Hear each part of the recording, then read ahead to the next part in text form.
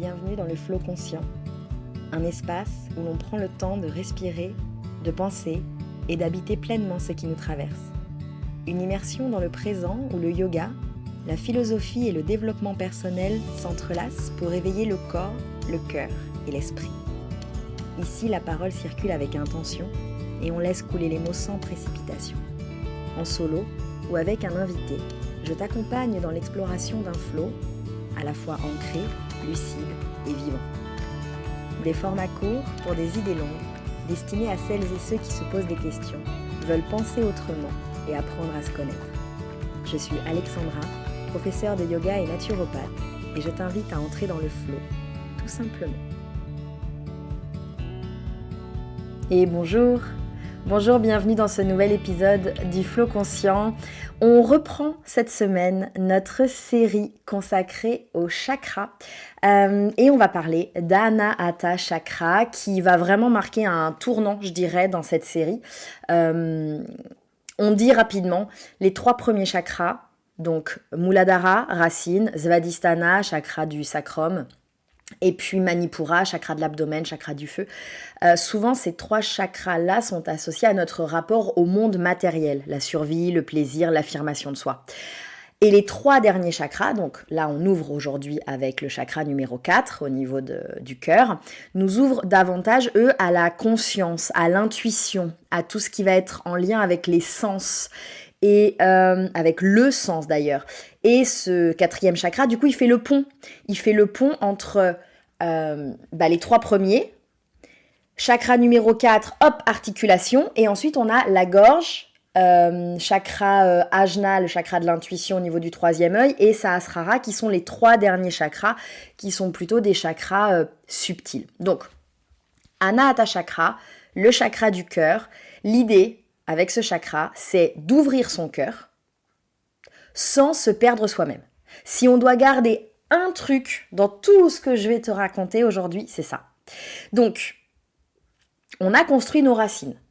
Premier chakra, stabilité, socle, enracinement, lien à l'héritage. Ok, on était dans ce champ lexical. Ensuite, on s'ouvre un peu à la fluidité, le mouvement, les changements, comment on fait pour faire preuve de souplesse, d'adaptabilité lorsque les choses autour de nous sont un peu mouvantes. Et comme on a un socle stable, c'est ok. C'est ok que les choses autour de nous évoluent, on sait qui on est, on sait d'où on vient, on sait quels sont nos piliers, donc on est capable de traverser les modifications, les changements. Et puis on cultive notre feu intérieur, notre envie, notre élan, ce qui nous motive, ce qui nous nourrit, ce qui fait qu'on est ce qu'on est, etc. avec le chakra du feu, donc avec Manipura, au niveau de la région de l'abdomen. Aujourd'hui, on ouvre un espace un petit peu plus particulier et plus doux aussi, tu vas voir, qui est donc le chakra du cœur. Il est le pont, je te l'ai dit, le pont entre les 3 premiers, qui sont tournés vers la construction personnelle, et les 3 suivants qui vont nous inviter, on verra, on va y venir, qui vont eux plutôt nous inviter à élargir notre conscience. Donc, le cœur, c'est le lieu où on apprend à se relier aux autres plutôt qu'à être en opposition. On va aussi apprendre à relier la force et la douceur. On va faire le pont entre l'action et l'écoute. On va articuler le rapport à soi et le lien aux autres, tu vois. Finalement, ce chakra-là, il fait le pont, il fait l'articulation, il fait le lien entre plein de choses différentes qui peuvent parfois sembler opposées, mais qui finalement ne sont que complémentaires. Anahata, en sanskrit, ça signifie le son qui n'a jamais été frappé. Donc c'est une image qui est très poétique, le son qui n'a jamais été frappé et qui évoque quelque chose qui est profondément présent en nous, au-delà du bruit, le cœur qui bat, au-delà du bruit, qui peut nous parler un peu des blessures et des conditionnements. Ce chakra du cœur, il est situé donc au niveau de la poitrine. Alors par contre, il n'est pas situé au niveau du cœur anatomique. Tu sais que ton cœur, il est très légèrement, pas autant que ce qu'on l'imagine, mais il est très légèrement un tout petit peu plus à gauche de ta poitrine que du côté droit. Il est un tout petit peu plus vers la gauche, mais vraiment c'est très léger, c'est pas aussi à gauche que ce qu'on imagine. Et Et en fait, quand on parle du cœur, on ne parle pas du cœur anatomique, on parle plutôt de la cage thoracique. D'accord? Pour le faire un peu élargi, un peu vaste, on va plutôt parler du thorax, mais c'est l'espace du cœur, c'est dans cet espace du cœur, assez vaste du coup. Les correspondances de ce chakra, donc son élément associé c'est l'air, la couleur qu'on lui relie, c'est le vert. D'ailleurs, quand tu vois les chakras, quand tu vois une représentation imagée, iconographique des chakras, le chakra numéro 4, le chakra du cœur, il est toujours représenté en vert, parfois en rose. D'accord? Ça dépend quelle énergie on lui associe, si on lui associe plutôt l'amour ou si on lui associe plutôt la guérison. Le vert, ce sera plutôt la guérison. Le sens qui lui est associé, c'est le toucher, et le bija mantra pour l'éveiller, c'est Yam, Y-A-M. Donc cet élément de l'air, c'est intéressant, ça nous dit déjà une ou deux petites choses qu'on peut considérer. L'air, il est invisible, mais il est partout. Et il relie tout. Il circule librement, entre les êtres, à l'intérieur de nous sur chaque inspiration, chaque expiration, et l'air nous rappelle en fait que tout n'est qu'échange, tout n'est que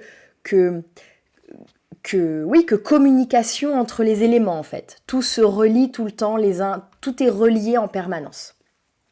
Le thème fondamental de notre 4e chakra, c'est l'amour et la relation. Alors quand on parle d'amour, et je le dis tout le temps ça en cours, il ne faut pas réduire l'amour au sentiment amoureux. C'est pas que ça, c'est beaucoup plus vaste. L'amour pour Anahata Chakra, c'est quelque chose qui est beaucoup plus élargi. Parce que, et il y a plein de sous-tiroirs. Parce qu'en fait, l'amour, c'est, avec tous les sous-tiroirs, c'est notre capacité à être dans la bienveillance. Aimer les autres, mais sans chercher à les posséder, à les contrôler. L'amour, c'est apprendre à recevoir autant qu'on est capable de donner. Parfois, c'est plus facile de donner, c'est plus facile d'être dans le don, de l'amour, de l'empathie, de la compassion. C'est plus facile de tourner ça vers quelqu'un. Et quand il s'agit de recevoir ou de se donner ça pour soi-même, on est un tout petit peu moins compétent, je dirais. Donc pardonner aussi, ça c'est pareil, c'est une sous-famille de l'amour, le pardon. Et puis rester ouvert malgré les blessures, malgré les peurs, malgré les schémas, malgré les choses qui se répètent parfois. Rester ouvert, avoir un cœur disponible, je dirais. Ça signifie pas dire oui à tout, attention, être ouvert, être disponible, c'est pas dire oui à tout, se laisser marcher dessus et devenir l'espèce de victime de cette espèce de mode là qui voudrait que tout le monde ne soit qu'amour, lumière et bienveillance. Qui me disait ça l'autre fois? Tout n'est pas cuit les petits oiseaux. Effectivement, tout n'est pas cuit les petits oiseaux. Je sais plus qui me disait ça, mais bon. Et quand on parle de cœur ouvert, évidemment, c'est pas ça. C'est pas se beurrer les carreaux en pensant que tout n'est que bisounours et barbe à papa et guimauve.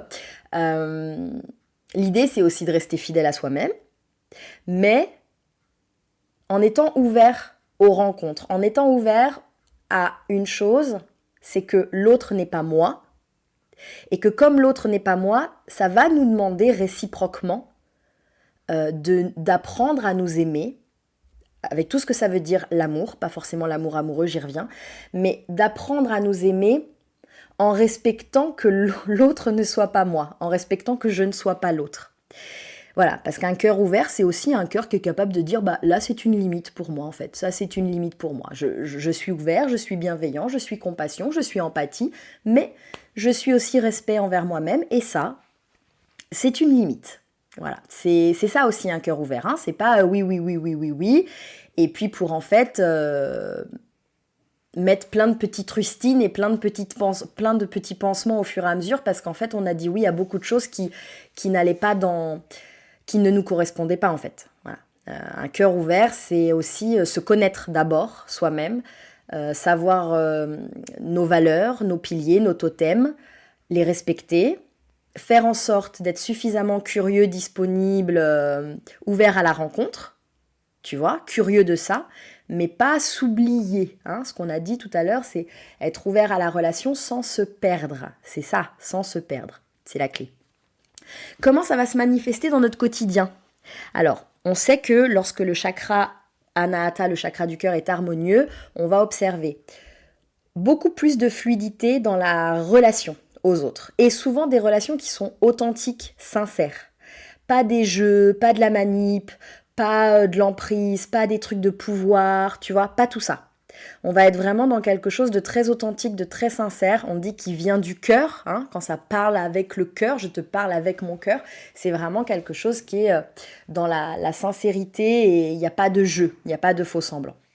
On va aussi observer qu'on est capable d'empathie, mais sans s'oublier soi-même, c'est-à-dire qu'on ne devient pas empathe au point de se faire engloutir. Ça va développer une forme de paix intérieure, une espèce de sérénité. Et puis, dans cette sérénité, il y a aussi l'aisance, l'acceptation de recevoir autant qu'on donne. On offre ce qu'on est, on offre notre amour, notre bienveillance, et on est aussi capable de recevoir ce qui vient des autres, et on ne s'excuse pas de recevoir ce qui vient des autres, parce qu'on est digne d'amour, en fait, nous aussi, et on est OK avec ça. Ça fait pas de nous des gens, tu vois, je sais pas, moi... ouais, c'est pas une question de manquer d'humilité, c'est juste une question que moi je donne ce que j'ai, je donne l'amour, je donne la bienveillance, je donne le respect, je donne l'empathie. Et quand ces qualités-là sont dirigées pour moi, bah j'accepte de les recevoir, je me braque pas, je me ferme pas, j'accepte de prendre la main qu'on me tend. On va aussi ressentir plus de gratitude, beaucoup plus de facilité à être dans le pardon. Pareil, encore une fois, pardonner, ça ne veut pas dire oui, oublier et se faire marcher dessus. Hein. Pardonner, c'est... je reviens à cette philosophie qui est Ho'oponopono que peut-être tu connais. Pardonner, c'est avant tout un acte qu'on fait pour soi-même. C'est pas un acte qu'on fait pour la personne qu'on doit pardonner, c'est quelque chose qu'on fait pour soi, pour se permettre de grandir, d'évoluer, d'avancer, de pas rester figé dans un contexte, dans une situation, dans une relation qui crée de la souffrance. Pardonner, c'est se libérer de la souffrance pour soi. C'est un truc que tu fais pour toi-même d'abord. Et puis à l'inverse, s'il y a un gros déséquilibre au niveau de Anahata Chakra, il va y avoir une fermeture du cœur. Difficulté à faire confiance, grosse peur d'être blessé, d'être trahi, d'être abandonné, d'être rejeté, etc. De l'isolement, du coup. Ça va aussi cultiver beaucoup de ressentiment, beaucoup d'amertume. On va avoir du mal justement à pardonner. Hein. Donc on va être beaucoup dans la rancœur. Et puis aussi, je disais ça tout à l'heure, difficulté à demander de l'aide. Hein, cette fameuse main qu'on te tend, que tu prends pas, ou alors t'es en galère, vraiment, t'aurais besoin d'être soutenu, t'aurais besoin d'un service, t'aurais besoin que les gens te montrent du soutien et t'oses pas aller le demander. Ou alors, ça aussi, c'est quelque chose dont on parle pas très souvent, lorsque les chakras fonctionnent en excès. Là, par exemple, pour Anahata Chakra, on va observer une ouverture, mais une ouverture genre sans discernement. C'est-à-dire que tu vas t'oublier au profit de tous les autres. Tu vois, alors, je vais le dire vite, parce que je l'assume bof, syndrome Mère Teresa. Je l'assume bof, ce truc, mais c'est pour te permettre de rapidement comprendre. C'est le truc de, moi, je passe après tout le monde. Tout le monde mérite mieux que moi, vaut mieux que moi, je me mets au service d'eux. Alors c'est intéressant, cette énergie elle est intéressante, mais elle peut pas se faire dans l'oubli de toi. Là c'est too much en fait, tu vois, c'est-à-dire que tu vas être dans un truc de don tellement intense qu'en fait tu te perds. Et ça va aussi être un peu le syndrome du sauveur, tu vois. Et là pour le coup ça peut manquer d'humilité. Même si ça vient pas du même endroit, mais ça peut manquer d'humilité parce que tu te dis que tu as les compétences, les capacités, l'énergie, les ressources suffisantes pour sauver les gens. Avec ton amour, avec ta présence, avec tes bons sentiments, avec tes conseils, tu vois. Bon, le truc du sauveur, truc de Mère Teresa, encore une fois, je le dis vite, voilà, mais un peu ce truc-là. Les autres avant moi. Et je peux j'ai la ressource pour soutenir tout le monde. Tu vas aussi avoir du mal à dire non. Si ton chakra Anahata est vraiment trop en fonctionnement trop excessif, tu vas avoir du mal à dire non. Et puis tu vas avoir tendance à rechercher l'approbation. Aimez-moi, regardez-moi, je fais tout pour plaire, pour que vous soyez fiers, pour recevoir des compliments, des choses comme ça. Recherchez constamment la félicitation, la reconnaissance, l'approbation d'autrui. Donc finalement, il faut vraiment essayer de trouver un équilibre en fait. C'est à chaque fois le mot-clé de toute façon, à chaque fois, c'est la balance. Ni trop peu, ni trop dans un sens, ni trop dans l'autre. Trouver une espèce d'ouverture qui soit cohérente, qui me permette d'avancer de façon harmonieuse, de fonctionner de façon harmonieuse, tu vois, sans que ça crée de souffrance. Si je ramène ça un peu dans le corps, alors Anahata, il nous parle du cœur, des poumons, on va dire plus largement cage thoracique, mais aussi épaules, bras, mains. Si tu es dans mes cours, je t'ai déjà dit ça. Hein. Vraiment, Anahata, il concerne tout ce tronçon-là horizontal. Tu tends les bras sur les côtés. Vraiment, tout ce tronçon qui part des clavicules jusqu'aux côtes basses, incluant les bras jusqu'au bout des doigts. Toute cette région-là, elle est intimement liée à ta respiration. D'accord ? Même si dans le yoga, on dit des fois, on peut respirer avec le ventre, on peut respirer à l'arrière des cuisses, on peut respirer dans le dos, on peut respirer dans ton pied, tu peux respirer où tu veux. Mais évidemment, le lieu principal de la respiration, ça reste la cage thoracique, ça reste l'espace pulmonaire. Lorsqu'on est stressé, on va observer que cette respiration, elle s'accélère et elle devient en plus très superficielle. À l'inverse, lorsqu'on arrive à obtenir une respiration ample, calme, posé, donc généralement quand on est dans des moments plutôt sereins et d'apaisement, on va observer naturellement que l'espace de la poitrine s'ouvre, se déploie, se détend. On gagne en amplitude aussi. Dans la pratique du yoga, toutes les postures d'ouverture du cœur, donc dans ces postures-là, je t'en donne quelques-unes pour que tu visualises. Le cobra, on va dire. Après, dans des choses beaucoup plus intenses, on a la posture du pont, que tu te représentes sans doute très bien visuellement. On va aussi avoir la posture, tu sais, quand tu es à plat ventre, que tu attrapes tes pieds derrière toi, que tu soulèves tête, cœur et jambes pliées avec les chevilles ou les pieds tenus dans les mains. Cette posture s'appelle Dhanurasana, c'est la posture de l'arc. Et puis de façon dans le yin yoga ou dans des yogas un peu plus soutenus avec des supports, tu sais, quand tu mets le bloc sous tes omoplates, que tu t'allonges dessus pour provoquer mécaniquement une grande ouverture de poitrine, on sent dans ces postures-là que ça vient un petit peu nous chercher aussi sur la vulnérabilité. Parce qu'il ne s'agit pas simplement de travailler sur la souplesse de sa colonne vertébrale et sur l'ouverture de la poitrine, de la face avant du corps. Il s'agit aussi d'accepter de rester présent, concentré, disponible, même lorsqu'on expose des parties de notre corps, de notre anatomie, qui sont fragiles. Sous tes côtes, il y a ton cœur, il y a tes poumons, organes vitaux. Si quelqu'un vient faire mal mécaniquement, physiquement ou symboliquement à cette partie-là, on est en vulnérabilité en fait. On est très très très fragile à cet endroit-là. C'est sensible ici. Donc on n'est pas toujours à l'aise pour avancer, poitrine ouverte, on n'est pas toujours à l'aise avec le bloc dans le dos pour exposer comme ça le cœur face au plafond. Je suis complètement en train de mimer ce que je te raconte. J'imagine qu'avec ce que je fais avec mon corps, j'imagine que tu auras mieux l'image. Peut-être pas du tout, mais en tout cas, tu vois ce que je veux dire. C'est que quand on expose cette partie-là, on n'est pas toujours très à l'aise. C'est plutôt une partie qu'on a tendance à renfoncer à l'intérieur. Hein. Les épaules vers l'avant, la poitrine qui s'enfonce dans le dos voûté, tu vois, pour protéger cette région-là. Hein. Sternum, base de la gorge, cœur, les seins chez les femmes. On a plutôt tendance à cacher ça.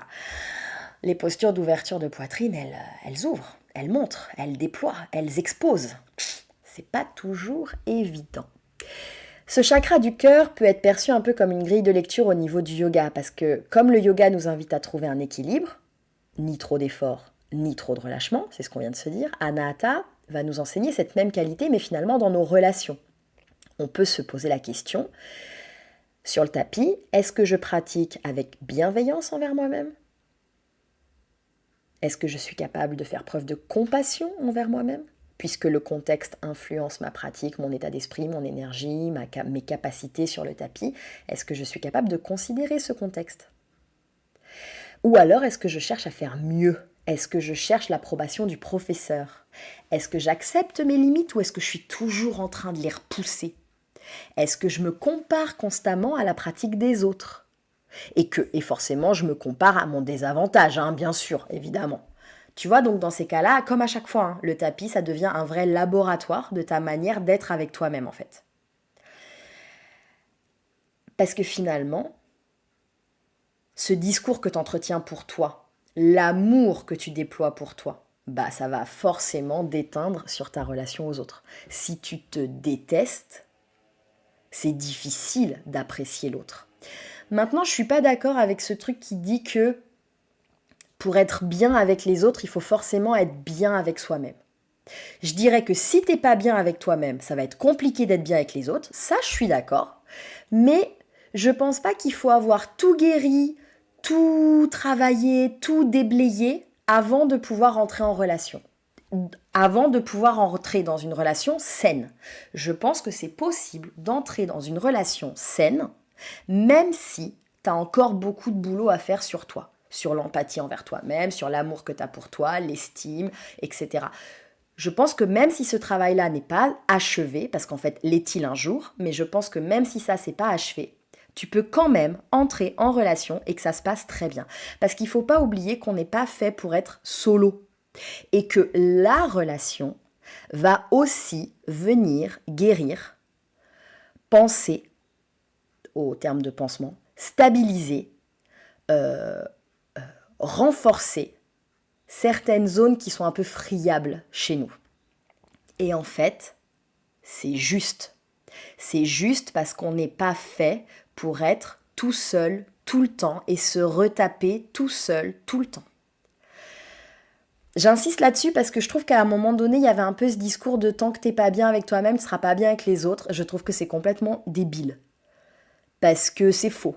Je pense qu'on peut être en chemin, tu vois, et malgré tout développer des relations qui sont extrêmement constructives, extrêmement nourrissantes, qui vont venir guérir des choses, que ce soit des relations amicales, amoureuses ou même professionnelles, hein, qui vont venir renforcer le lien de confiance, de sécurité, qui vont te donner ce sentiment que non, en fait, tout le monde ne cherche pas à te trahir ou à te manipuler tout le temps.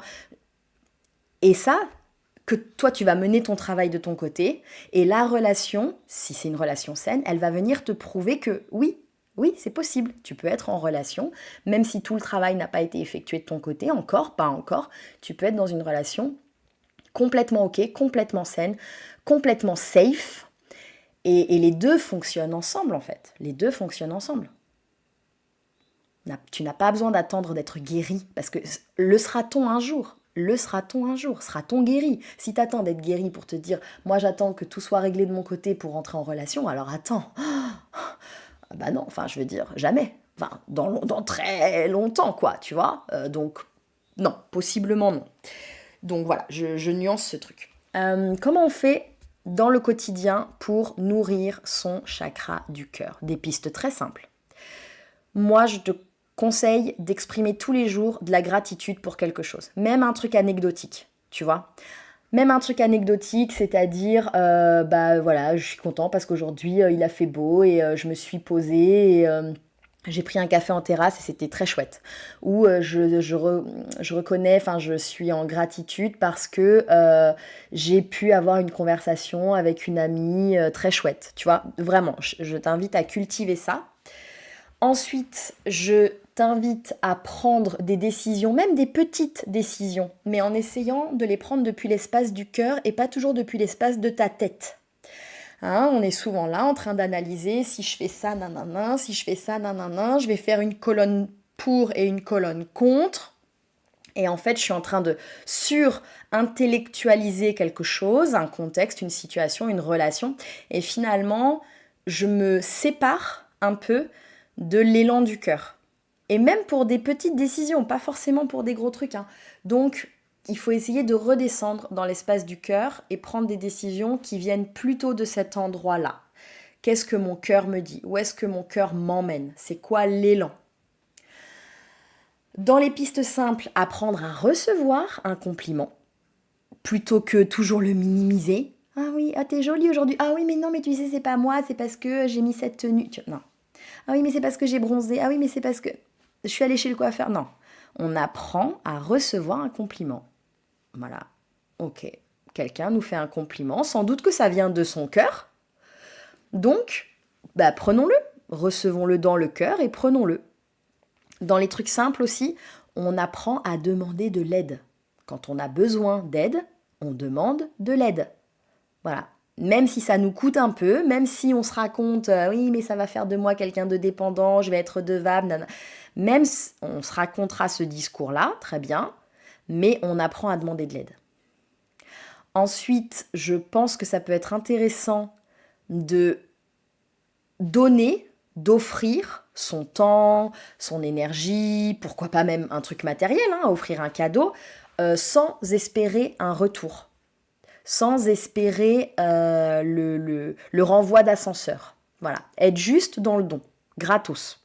Voilà, t'as besoin de quelque chose, je te le donne, parce que je peux, parce que j'ai du temps, parce que j'ai le fric, parce que j'ai l'énergie pour faire ça, vas-y, je te le donne. Et non, ça impliquera pas, c'est pas un prêté pour un rendu, tu vois.